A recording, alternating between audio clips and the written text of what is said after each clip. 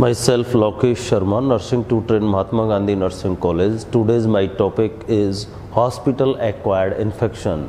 Hospital acquired infection, hospital care associated infection, or other known as the nosocomial infection.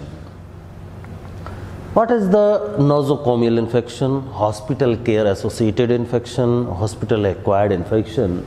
This is hospital care infection, hospital infection, hospital associated infection. Nosocomial infection is infection developing in patient after admission to the hospital, which was neither present nor in the incubation period at the time of the hospitalization. What is the incubation period? Incubation period are the present of the antigen and without showing any sign and symptoms, they are disease one person to another person transferred. This period of the incubation period showing of the any type of symptoms. Incubation period, at the time of the hospitalization, such infection may become evident during stay in the hospital or sometimes after the discharge of the patient. Their hospital acquired infection is 48 to 72 hours after the hospitalization of the patient. Sources of infection, sources of hospital acquired infection. First are the exogenous sources. What are the exogenous? Exogenous means are the outside of the body, they are exogenous sources. Hospital infection is mostly exogenous from another patient or member of the staff or from the environment in the hospital. Patient and hospital personnel suffering from infection or asymptomatic carriers are the most important source. Environment sources include inanimate objects, air, water, foods in the hospital, inanimate equipments just like as the endoscope, cystoscope, catheters, bed pawns, surface contaminated by the patient, secretions, excretions, blood and body fluids. What is the carrier?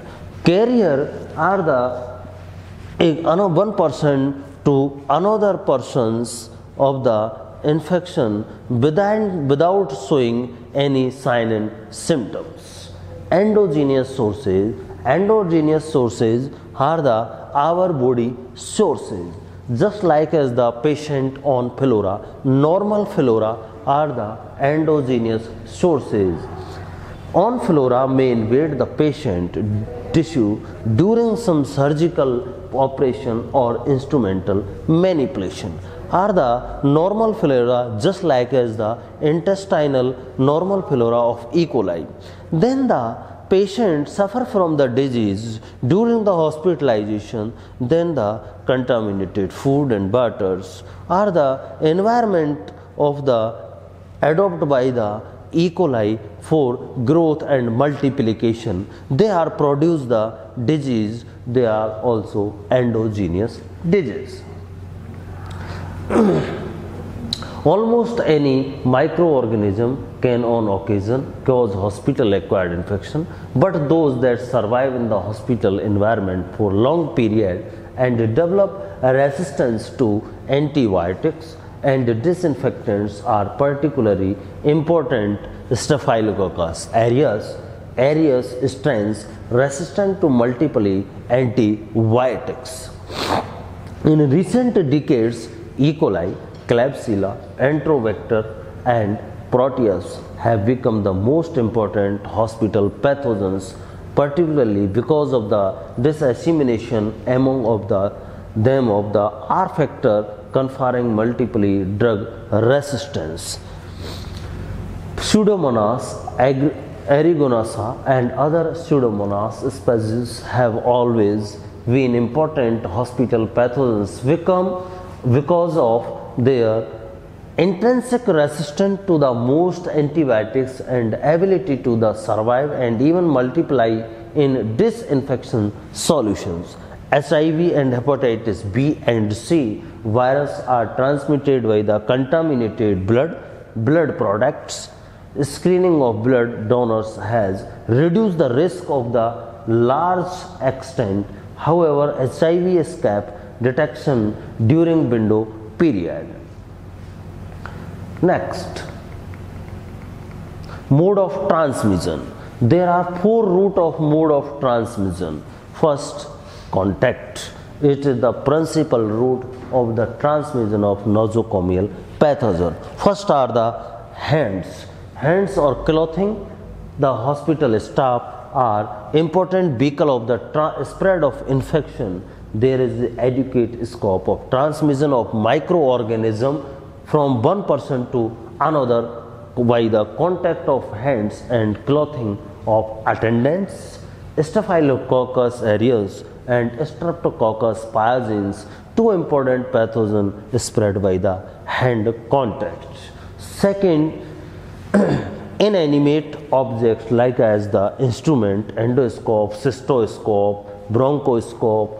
It is properly, if not properly disinfectant, maybe transmit pathogen organism just like as the Pseudomonas aeruginosa.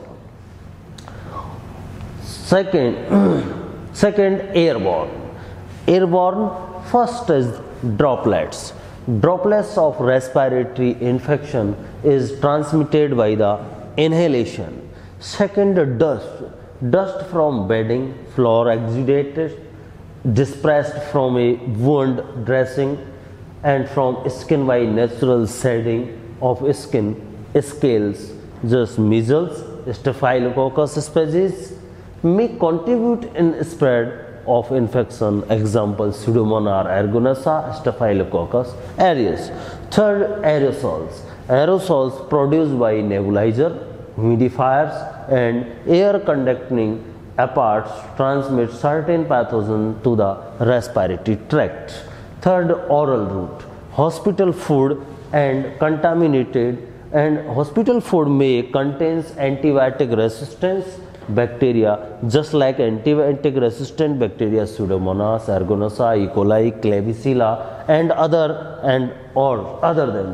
which may colonize the intestine and later cause infection susceptible patient. Third, parenteral route, which is the introduce of disposable syringe and needle. What is the parenteral route? Parenteral route are the outside of the alimentary tract. Thus is the syringe and needles. Transmission of infection by parenteral route has been infrequent just like as the intravascular, intramuscular, subcutaneous. However, certain infection may be transmitted by blood transfusion, tissue donation, contaminated blood products, contaminated infusion fluids. Hepatitis B and HIV are 2 viruses which may be transmitted in this way. Common hospital care associated infection. Most are the common nosocomial infection are present. First are the UTI, urinary tract infection, are the more than 80% chance of the hospital associated infection. UTI is the usually associated with the catheterization or instrumentation of urethra, bladder or kidney.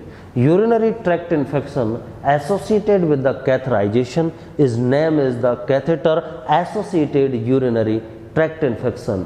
Infection can be prevented by strict aseptic techniques and during the catheterization. Respiratory tract infection, aspiration in unconscious patient, pulmonary ventilation may lead to nosocomial pneumonia. It is called as ventilator associated pneumonia.